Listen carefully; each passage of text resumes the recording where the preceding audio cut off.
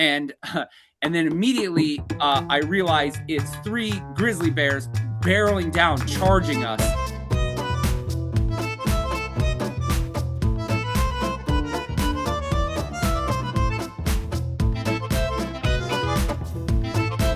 All right, well, welcome back to Membership Unplugged. This is our weekly member cast, but we talk about all things membership. I'm Todd Shepard. I'm here with my co-host, Patrick Longano. And today we have a special guest.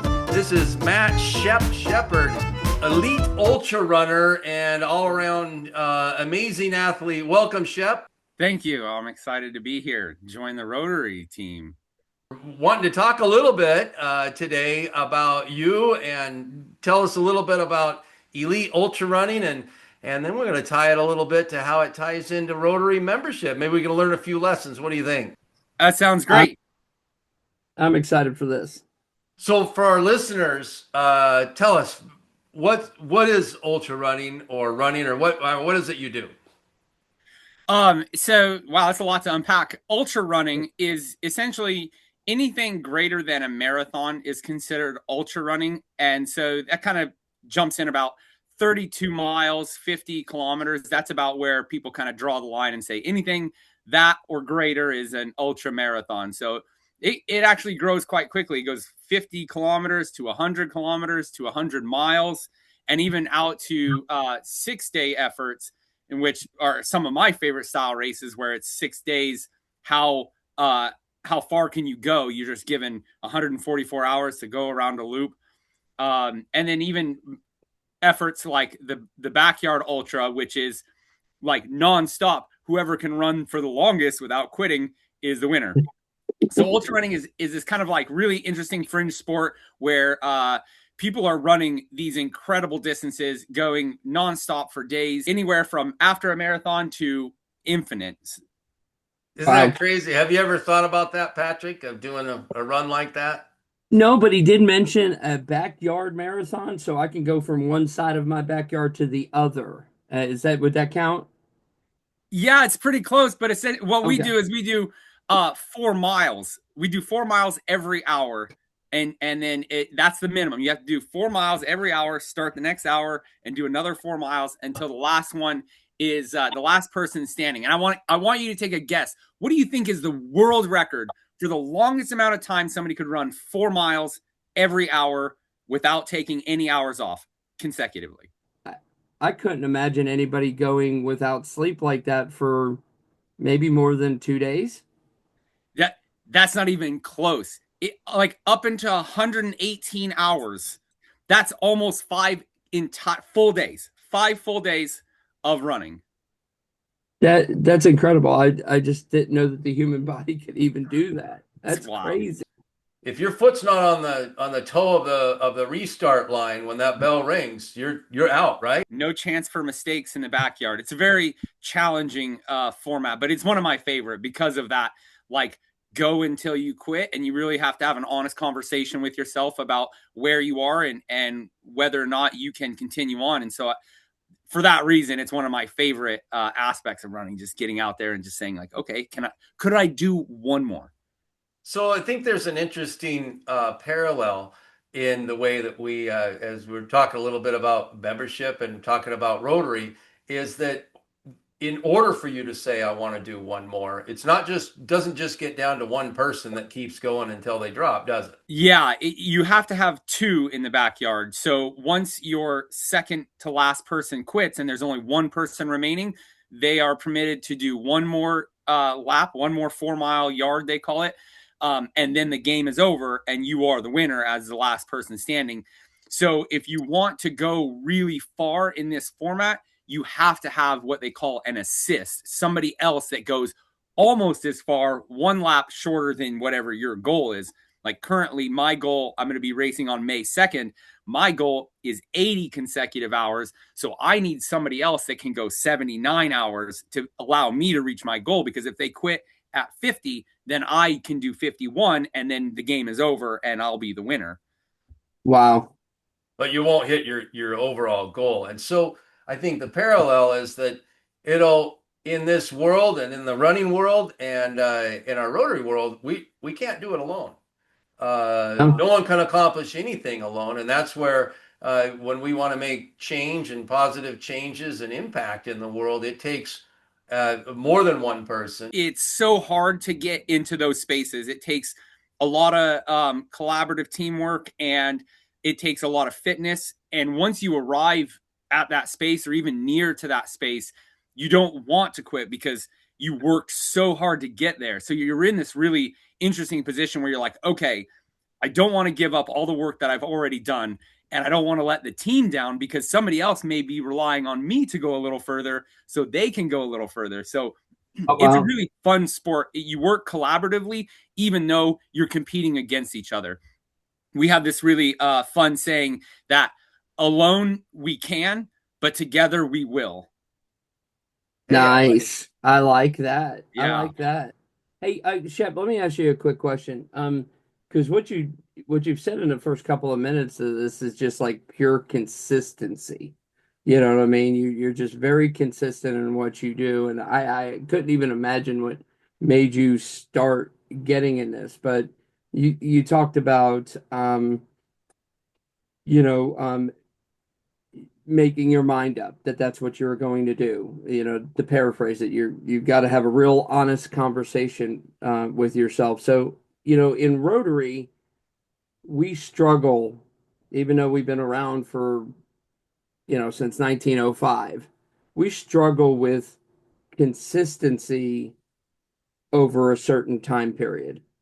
And it seems like that's what you excel at. You excel at being consistent over time and having that honest conversation with yourself. Is there any kind of like, you know, because we're kind of like a group and you're an individual on this, but is there anything, any insights you can give us to be where our clubs or the people that are driving membership in our clubs can be more consistent and have that honest conversation with themselves, kind of like that internal voice? Yeah, that's actually it's a great point, and it's step 2 of a program I call the Mountain Method. Is a keynote speech that I deliver, and basically what I call it is respect the gradient. So in understanding that if I'm climbing a mountain, if I say it's a 6 mile trail from the bottom of the mountain to the top. Well, Hmm. if it was 6 miles flat, I could take it full tilt and I could be done very quickly.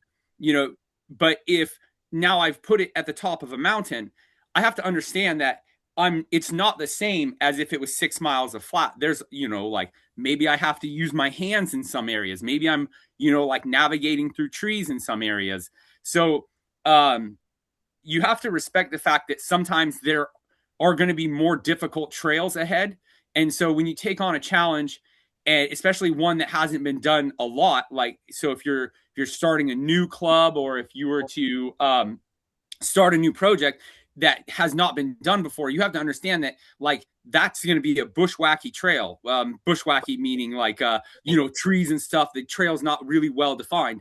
You're cutting a new trail here, and so you have to understand that it's going to be a lot slower than if you were to just get on the pavement and go for a rip. So in looking at how you can stay more consistent, you have to take a step back and take this more macro view of what your goal is and say like, okay, if I wanted to reach that goal, do I need to reach it tomorrow? If so, like you better get to work. You got you get some friends involved because that's, may not be possible. But if you said, if I could do this in 3 years, that would be phenomenal. Like if I could be in 3 years, I could say, I'm at this point.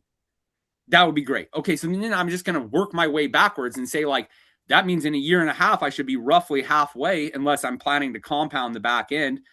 So build your plan out that way and look at the tiny baby steps. And instead of looking at, like, okay, I'm not even close to where I want to be, just look at today and say, like, I took one step forward. So I'm, 1% closer to my goal, and then looking at it on the larger scale and say like, as long as I'm progressing forward, I'm going to get there eventually. So that's what I so would say. having that As far as goal. consistency goes, it's easier to take little bites at a time and just trust the process. Like if I do this consistently and I keep working towards that goal, I know I'm heading in the direction of the finish line, then I'm going to get there eventually.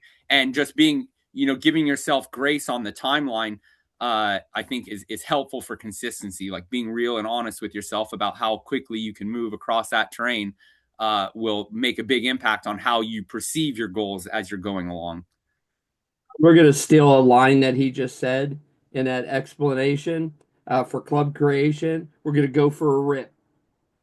We're going to go for a rip. I love Let's it, go man. That for a was rip on the let's club go for a creation rip, team. man. I loved it. I thought that was fantastic. And your explanation of, taking a step back and looking at the macro view, when you're in it, sometimes you don't see that. So thank you for the reminder of that. I think that it was a really important point that you put there. And when you said, if you got to do it tomorrow, better get some friends. And we all have friends in our Rotary Club that kind of want to help us, depending on um, their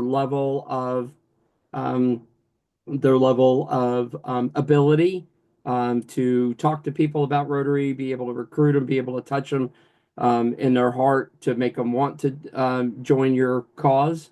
Um, but you're right, it's a long race on this. And I think that if we take that step back and look at that view, those people that might not have the training that that you have or that we have and that sort of thing, we can bring those people to our cause and really build a team that will be consistent. So thank you. That was great advice, sir. I appreciate that.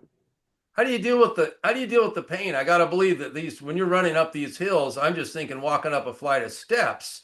As I get older, Patrick, you can relate. Sometimes Yes, sir. I make this groaning sound sometimes when I get out of bed. It's the same sound that I think we used to make way back in the gym lifting weights. Now I can make that sound just getting off the sofa. So I gotta believe there's pain that's there. How do you get through that, and what is that telling you? You actually just drew the parallel yourself. You used to be able to do it in the weight room, you make that noise, and now you're making the same noise, but the activity is different. And it's just because like I practice it all the time. And so I still feel that same level of pain. Like I feel it equally, but I can just do a lot more. I can tolerate a lot more work under that same amount of pain. And then I also just kind of like try to think about pain more as like a signal. It's just your body giving you feedback in the same way that if you jump into a cold, like an ice tub, those cold plunge, your body is going to tense up and it's going to like feel difficult to breathe. But that's just your body trying to protect itself, right? It's taking all your blood, it's tightening your muscles, and it's forcing your blood to be in and around your organs because your blood's warm. And if your blood gets cold, your whole body's going to get cold and then you're going to perish. So your body says, this is really cold. Immediately, I need to protect my vital organs. So it squeezes your muscles and forces all your blood into your abdominal cavity here to protect because your extremities will survive for a while without blood flow, but your organs will not. So immediately we need to protect that, and then you can learn to relax from it. But your body is just having these responses in order to protect yourself. So when you are feeling pain, like say I'm running and my legs are really tired, or maybe I'm having a cramp, and my body sends me a signal and says like, "Ouch."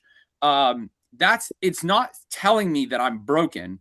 It may just be saying like this is not in the norm, and I want to be back to where I like to be in the comfort zone. So it's just sending you a signal and saying like, hey, this is painful, and if it continues, you need to make an adjustment. Like so, perhaps you're starting to have a weakness, like a muscle is tightened or it's not firing correctly, and so you're just impacting a little wonky, and so your body's sending you a signal like, hey, this isn't right, and so you just listen and try to make an adjustment so you can move through that pain or move past that pain.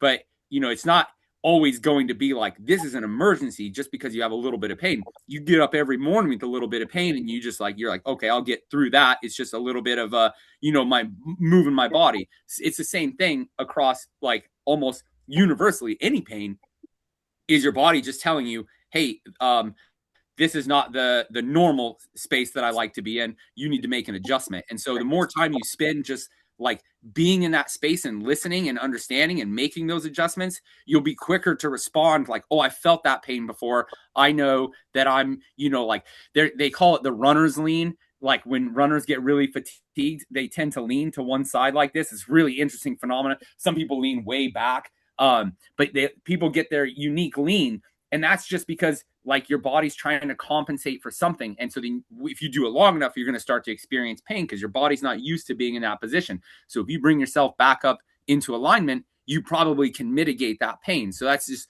literally just your body saying, you're not doing this right. You correct it, and then it'll probably go away. Wow, So that so sounds like you quite would a metaphor for Rotary clubs and realizing if you're maybe losing members and such that that's a pain that you can't just shove under the rug, that if you pay attention to that pain and pay attention to your Rotary lean, that's the time to maybe start adjusting. That's what I kind of hear from That's that. it. Yeah. I mean, all our clubs are kind of leaning this way or leaning this way. I love what you said there. You said, bring yourself back into adjustment. You know what I mean? Bring yourself back into alignment. And that's what we Yeah. forget a lot of times is because like in Rotary clubs, we'll get into a habit or get into a practice of doing something, and over time that causes us to lean one way or another. We just have to take a good hard look at ourselves, listen, like you were saying, and say, bring us back into alignment. I got a quick question for you, and then a quick follow up. But how many ultra marathons have you participated in? Do you know a number? So as in like registered ones that are on a calendar somewhere, No, geez, no, Shep ones. You know, you got that count. How many have you done? uh, like registered one, probably close to 40. But if I look at like just how many times have I run an ultra marathon, because sometimes I just go and do them on my own just for fun. And so I've got well over 100 under my belt. Because for me, I have a saying, 50K any day, anyway. So that means like no matter what day it is, no matter what I did the day before, I can wake up and I can do 50 kilometers or like 31, 32 miles um, any day. Any What did day, you That's do? incredible. What did you do yesterday? I ran a marathon. That's crazy. That's absolutely nuts. I'd be in a fetal position after, you know how what's the marathon? 26.2 miles or something like that? Yes, Yeah. that's correct. How about 2.6 miles? And I'd be in a fetal position. But my follow-up question to that, that was asking about how many have you finished? I know you've learned a lot from doing what you do, and I just find it absolutely fascinating the parallels um, to what you do and what our organization is going through. But what has, and I'm sure you have this joy when you finish because you accomplished it. You set your mind to it and you accomplished it. So you have this kind of joy. But what is what does finishing an ultra marathon or an ultra race or one of the backyard thing teach us or teach you? What does it teach you about building something that is going to stand the test of time, building something that is going to last instead of like a flash in a pan, a one race wonder? What is finishing all of those marathons, those ultra races taught you about building something that lasts? It's kind of an interesting question to think about because I guess in building an ultra runner, you have to understand that like number one, fitness is never guaranteed. Like you have to work on it every day consistently. And when you stop, you can only sustain for a brief time before it starts to deteriorate. And so it's kind of the opposite in that if you're not consistently working towards getting better or at least maintaining, you're going to start declining because you can't just hold this high level of fitness and not work for it. So when you go into one of these events, you are kind of planning ahead, understanding that number one, if I just build all the way up until the event, I'm going to be too tired to perform really well. So I need to build up, and then I take a brief break and let myself kind of like I take some of that volume off. I stop running as much, let myself be really recovered. So I'm hungry to run. And then I go and do my race.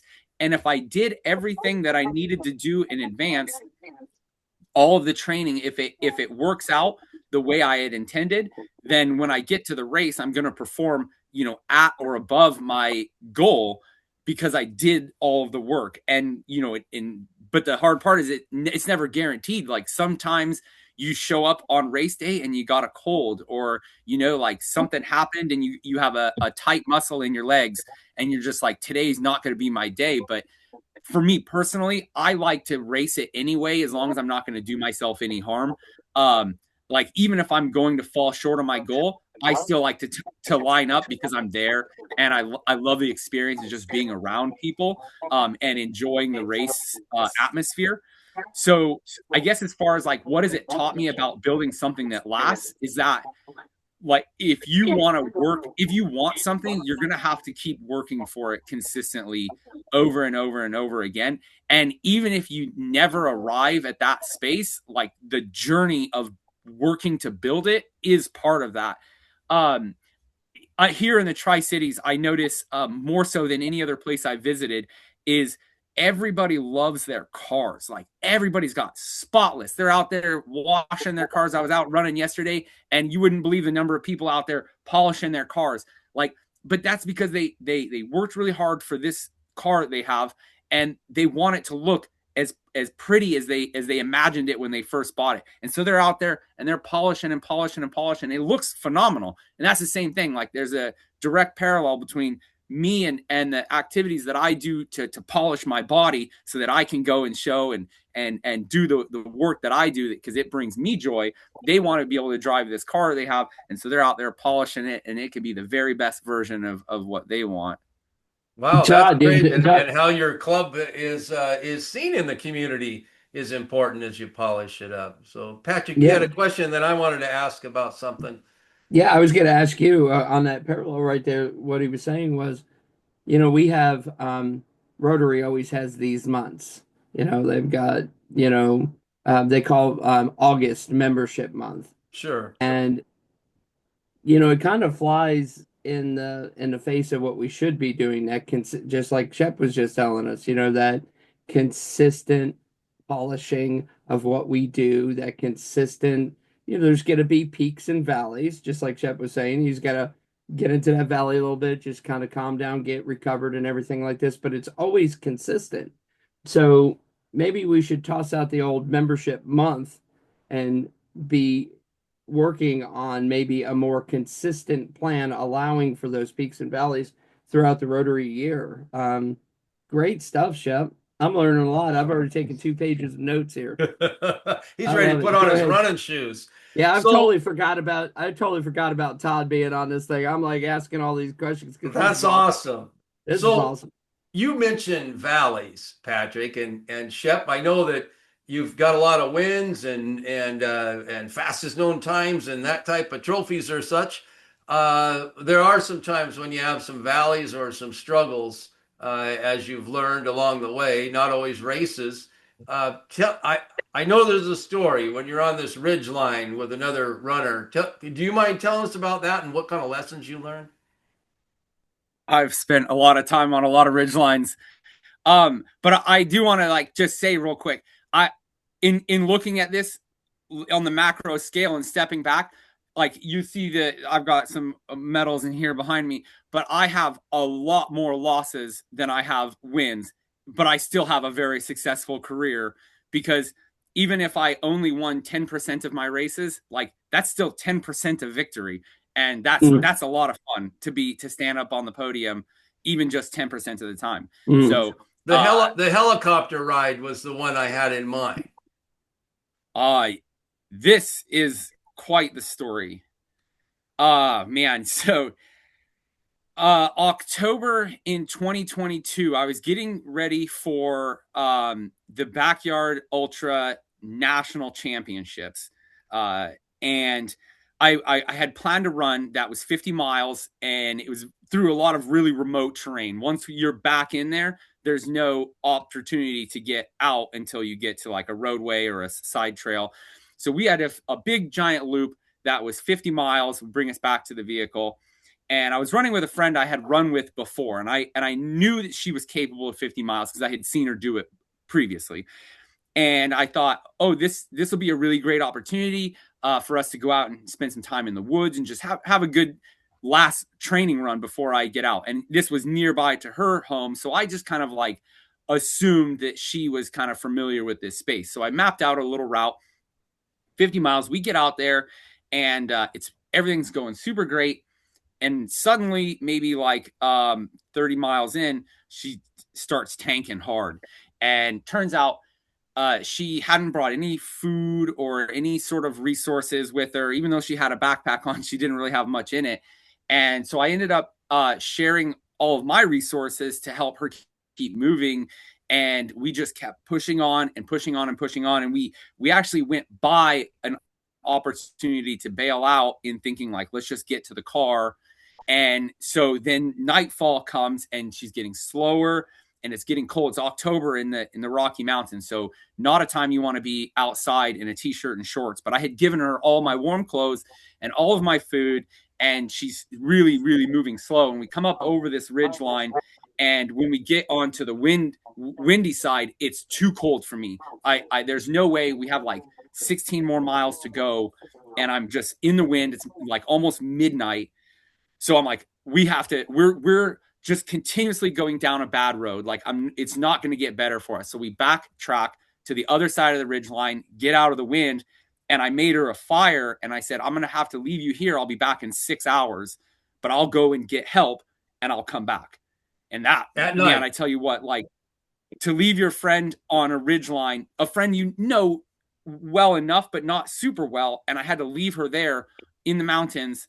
You know, I made a little fire and I gathered some wood and I said, you'll be good for like an hour, but you're going to have to get up and get some sticks. But I gave her all my warm clothes. We had no lights. So I had to take her phone to use as a flashlight. And I left her my flashlight because I wasn't sure how long it was going to last. And I knew the phone had a lot of battery. So I took the phone flashlight and I ran like 16 miles down to the car. And then I drove until I found service and I called for a helicopter, but a helicopter can't fly until sunrise. So I drive back to the trailhead and I pack my bag with warm clothes and food. And I ran all the way back up and sat with her until the sun came up and they flew in the helicopter and took us out. And that was holy smokes. But it was just under 6 hours. So I nailed that part of it. Wow. So that, I mean, isn't that a crazy story? My goodness. And what was the lessons that you learned that you can take with you on that? Well, I mean, number one thing I immediately went out and bought one of those devices, a satellite communication device, so I can just call for help anywhere, like even out in the middle of the ocean. You hit that button and it help pinpoints where you're at. So, definitely like to be more prepared. I hadn't realized how far into the backcountry I could get with my newfound fitness. I was still pretty new into like being really, really fit, like having this consistent ultra running training and to be able to run 50 miles in a day and not have to think much of it. I hadn't realized how far back I could actually get. And now I was getting into these spaces that were actually quite dangerous to not be able to call for help. And so immediately, after realizing that, we're lucky that we were able to get out and get help. And so thankful for that. But now I go into the bush and if I'm going with somebody else, I make sure that I have extra provisions to cover them if something happens, and that I also have a way out. And I do a little advanced planning as well of where I can find shortcuts to get home if something does go wrong on one of these big efforts. And Wow. I gotta unpack that real quick because all I heard was, well, we completed around 30 miles and then went a little bit further and then had to backtrack. And then you ran 16 miles back to the car, packed the bag, and then run 16 miles back to her In the dark, in the dark, in the woods. in the With a cold, cell phone with a flashlight. cell phone. I mean, that's perseverance. What I mean, it kind of goes back to the Rotary action plan too, man. You adapted like I mean, that's just absolutely nuts. Man, what a story. And That's being You know, prepared is a good lesson. and also being there for others. Yes. Without your action, she was struggling, and that was just wow. Hey, What I You got a know, question real quick because like you said you run into the bush there. Ever have any encounters with some wild critters? Because when you were saying that, I was like, I wonder, you're at night, you're kind of like going along with a flashlight, and here comes a grizzly bear or a moose or an alligator. I don't care what it is. I mean, I'm like, I'd be afraid of something jumping out at me, at night. You ever had of any kind of experience with any kind of critters coming at you? just last summer, Kirsty and I, we're maybe like 20 miles back into the bush. Um, and we are deflagging a race. We're taking down all the course markers for a race called the Divide. It's 200 miles in the Rocky Mountains of Alberta.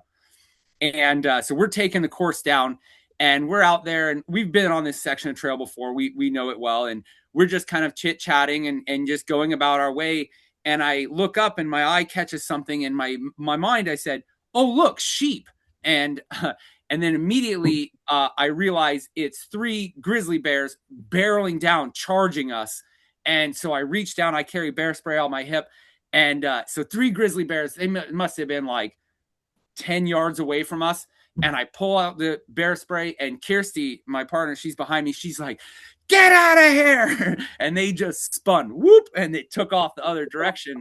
But they ran up the trail, and we are on the trail, and we would have to backtrack hours to get out, or we could continue on the shorter path and follow them up the trail, which is what we ended up doing, was just kind of chase them up the trail. But we were headed up a ridge, we were heading up onto a ridge, and I knew that the bears, probably what had happened, because we were running up a valley, we had probably just continuously pushed them up the valley, not knowing this. And then once they hit the climb, they were like, "Nah, we don't want to do a climb." And so they spun around and just tried to make some space. And so we gave them a little space, made some noise, and I saw them kind of dip off to the side of the trail. And I said, "Oh, they're going to run down the valley." So if we would have turned around, we probably would have been in more trouble being back in the valley with those bears again. So we ended up climbing up and over the ridge, and we didn't see another bear for the rest of the day. But we made a lot more noise after that. That was definitely enough I to would have get your heart rate. I would have had to have extra clothes in my bag, if you know what I mean. After seeing three bears coming at me, I've been like, honey, I need to like dip in over here behind a tree for a second. Oh my gosh, it's crazy. I love The it. whole rest of the hike, all we could talk about was like when they turned, our brains were in such adrenaline overload. We were just like, we could just see the fur on the bears like just dancing as they ran. It was really, really beautiful. Like the fur was so thick, so surprisingly thick. And they were just kind of like billowing as they went down the trail. It was really neat to see. And we were very like, you know, grateful for the experience, that we were safe and, were able to hike out. But like, to be that close to wild grizzly bears, like, what a phenomenal story. Like, holy smokes. Yeah, yeah. Todd, how's Pop feeling that he heard that story right there? He's like, wait a That's a second little here. frightening, isn't it? So, Yeah. so that was you posted some of that on Instagram, and Oh, and now Shep, you're also a Instagram uh, poster on a regular basis. We get to follow your stories like that, and I was wondering if you might speak a little bit because you're like influencer. People follow you a lot, and they get their stories and my guess is that you've probably been sparked an interest in someone to start running of some sort, just with your stories and your adventures that are so many. Do you have any tips for us in Rotary? We like to do some social media. What's some tips that we might use that would attract people that might be on Instagram or Facebook or whatever, particularly young professionals, because that's we kind of like to target audiences if we can, or as many participants. What's any tips that you might have for us to get a little more interest? Yeah, I mean, I wouldn't say I'm any sort of social media expert. And the algorithm is always changing and all that nonsense. But I think authenticity is always a great route, because people who want to be a part of what you're doing, if you're authentic, then they get an opportunity to see what it is you're doing. And if they want to be a part of it, it's easy for them to jump into that. But if you're inauthentic and you're doing things just for show or just to please the algorithm, people may follow along, but they're immediately going to realize that you're just changing to follow with the algorithm, or that you're not really having any consistency, or I'm spacing on the word, like your content doesn't have any value to them. It's just like, punchline value, or that what do they call that when a headline is just there to clickbait? That's the word. Like if you're just Clickbait, being yeah. out there just to grab somebody's attention, you've clicked on a clickbait article and you read a line and you're like, ah, darn it, that's a waste of my time. So just being authentic, I think, is probably one of the best things that you can do. But I wanted to quickly call back to the story with my friend on the ridge line, and you were asking me about how I was able to run out and then run all the way back. And what I noticed, like, from that moment, I carried this thought of, like, when I'm in service of somebody else, like, my personal, like, pains, they just disappear. And I found this again when I ran. My friend Dave Proctor ran from ocean to ocean across Canada, 7,200 kilometers. He did it in 67 days. The guy was running literally 65 miles a day every day for 67 days. But I went and I joined him for 9 of those days, and I ran with him every day. And when I was in service of him, even though I'm driving the crew vehicle and I'm making, snacks and food and doing the shopping and the laundry, and I'm getting very little sleep, it was the easiest ultra I've ever run in my life, because I was running like 50 miles a day while he was doing like 60 something, and I'm doing like 40 to 50 miles a day.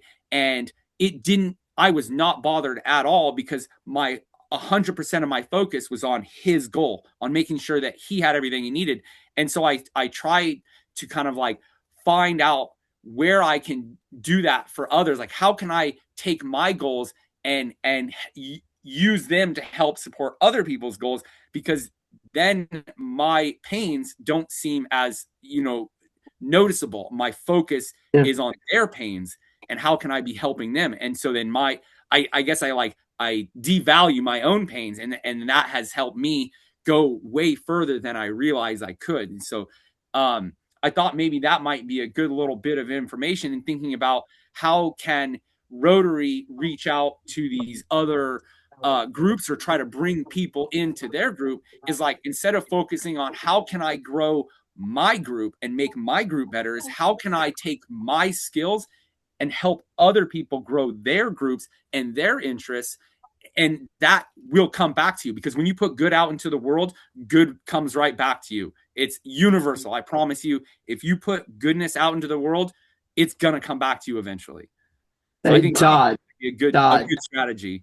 you just said everything about your dad right there. Your dad takes hours and hours and hours a week putting into other groups. He was able to help his club, he was able to help his district, and now he spends time helping people all over the country and all over the world build their clubs, because they don't want to lose them. They want to do good in their communities. They want to bring people with high integrity and a servant's heart to do good in their communities. And he just spends countless hours doing that. And I just absolutely love that, seeing this on screen. That's really, really cool. But you mentioned Instagram. I got to get your handle because I got to watch this. Oh, I'll make it real easy. It's just at go_Shep, SHEP. Go under. I'll put that on the down below here somewhere. All right, I ain't So waiting. I'm getting it. I love it. so people can follow it. And now, Shep, wow, you've given us a lot to chew on, and you're in addition to being an elite ultra runner and Instagram and online influencer, you're also a speaker. So you do keynote speaking on motivation and preparedness for different groups, right? Like schools and clubs and corporate, whatever, right? So how is that kind of is there tell us a little bit about that and tell us how we can get in touch with you to book you to do a keynote. Yeah, I mean, you pretty well hit it on the head. My keynote is called the mountain method. And essentially what I try to do is like, so throughout my life, I've been in a various leader roles. Like I was a combat medic in the forces. I was a firefighter in Alaska. I've been an EMT. I worked in health and safety in the oil field. I've done even the grunt work in the oil field. I'm a trail master looking after trails. I have done a lot of things, and as an ultra runner, I've taken that time and compressed it all into this kind of like how do I make my way through all of these spaces, and why is it that every time I find myself in one of these um like demanding situations where you have to make like split second decisions, or you have to make highly consequential decisions, why do I find myself in these spaces, and how is it that I'm able to kind of like, even if it's in the medical world, or if it's in the oil field world, or if it's in the running world, why is it that I always kind of find myself looking for these challenges, and then what is it that allows me to kind of navigate my way through it? And so what I kind of found is these three pillars that I've assembled. I call it the mountain method. And basically, I took my background as a medic, and there's this concept called hormesis. And hormesis is your body's like desire to stay in one steady state. So if you think about like a metronome, right? Swings one way, comes back, swings the other way. And so if you apply a stress to your body's going to combat that stress to bring it back to center, right? So I mentioned earlier about like getting in a cold tub, and you like really tighten up, and that's because your body is trying to protect itself, and that's the body's response. So it goes, you're in your baseline, and then suddenly you apply to stress, and your body worked really hard to bring it back into baseline. It may overshoot and come back, but that is just your body learning how to respond. So if you did an ice bath every single day, your body would come back to hormesis, like your body would come back to neutral, um, much quicker and much easier without overshooting, and then you would be able to just relax and be like, okay, I've seen this stress before. I will compensate for it, and you can do that in every aspect of your life. It's universal. I'll book them. There Yeah. you go. How do we I'm book you? telling Do you. we go to your do you have a website, or do you have a email, or how's the best way to get a hold of you to say, hey, I want you to speak at my next event? I've got a website you can check out. It's goshep.run. Dot run. I love it. Go So Dot Shep. run. goshep.run, www.goshep.run. I'll put that down here too. You don't And even they need the can, www. 21st century, baby. I Yeah. Hey, guess old so. man, you don't I need to put the www. it's part of the, I have to go on. Yeah, I need to go on the line to get this happening. There And you go. Hey, let's go for a rip, man. Let's go let's for a rip. go for a rip. Um, Speaking of let's go that, for a we're rip. time. It looks like our time's about up. Shep, thanks so much for joining us and sharing your story and giving us some tips on how these things are have some parallels to Rotary and growing Rotary. If our any of our listeners are interested in growing their Rotary Club, remember you can always visit the Club Creation Team, download the app, or you can visit us at clubcreationteam.org without the www, or with it, whichever you prefer, and book a step one, because we Yeah, can do a club refresh to help refresh your club and get you back on track. Or we can even go the next step if you want to grow, and by adding a club or a companion club. And hey, what a great idea to maybe look at some of these local running clubs, and or form a running club for local runners that might be interested in being involved. That's a great way to do fundraisers as well. yeah. Would be with the running club. What One of the clubs not too far from here in Walla Walla, Washington, they do a 0.5K run. Now, Patrick, you might like that. It's a half a K, half a kilometer, and it takes a good portion of the day. You still get the T-shirt, and I think they have like a break station in the middle of the race in That's case funny. that 0.5 is a little too far for We you. had a So 0K. at our zone 33, 34 thing, and they had the big finish line, and they gave you it was for polio, eradication. They gave you the runners thing that you went on, and all they did was film you coming across the finish line. So they put the thing on you, and you're just doing this across the finish line, and you got a shirt that says "I participated in a 0K." The 0K. I love it. Shep, you got any final words for us? I appreciate you letting me come on here and chat with you. It was I wish you a lot of luck in growing the clubs, and if anybody wants to reach out for any advice, I do also very much love Rotary, and I would be happy to help or give some any advice I can to helping to reach out to more people for your club. Great. That sounds terrific. And your home base is in Canada, Alberta, and BC. You kind of travel around a lot, and if there's a trail, there's a good chance you're on it. Oh, that's for sure. Thanks again, Shep. Patrick, always a pleasure, and we will see you next time. Remember, we drop a new membercast every Tuesday at 8 p.m. Eastern Time, 5 p.m. Pacific Time. Membership Unplugged. You can find us on our Facebook page at Club Creation Team, North American Club Creation Team Facebook page, or you can find us on our YouTube channels. Thanks, everybody. Have a great day. Dude.